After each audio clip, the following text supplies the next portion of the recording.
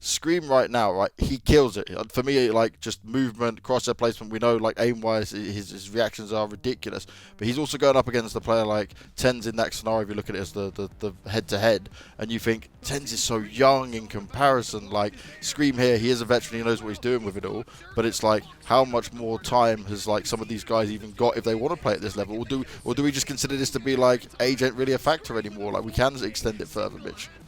You know, I think that's a really interesting topic, and I've been talking to some of my friends who work over in Fortnite actually about this whole thing, because when you look at the player, like the average age in that esport, it's very, very low, much lower than anything else, I think any other esport out there.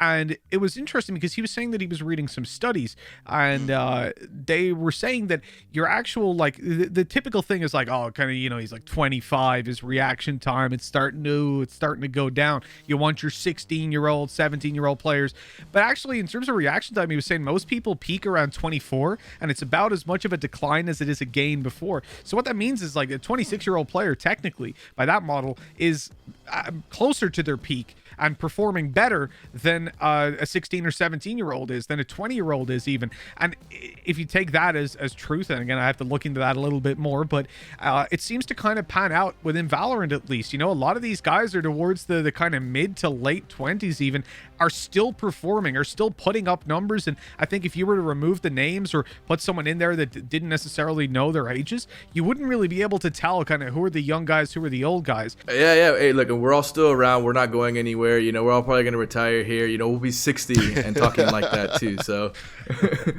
and the thing too that I want to say too about, like, the storyline of, like, the talent versus talent, I think if anything, what I'm curious to see in, like, a potential ScreaM versus TenZ showdown, like super talent versus super talent, is more of, like, how the team and the strategies envelop those players. Because if Liquid is going to potentially focus heavily on the strategy side and then maybe have ScreaM fit within a system, is ScreaM going to be able to have those legitimate 1v1s and opportunities to kind of flex on TenZ, if that? But then if you have TenZ kind of shooting him out there, like, is he going to style on them? Like, how's he going to be? Like, is it going to be TenZ shutting him down? Like, I think that if anything, it's kind of curious to see how teams strategize around some of these super talented players and go on with it, especially when they're going to be playing some, like, similar agents, similar roles, like duelists. Like, I mean, is you know, in certain cases, you might have some duelists that are going to be maybe more passive with their utility, focus their utility more on the team-oriented side, retake side.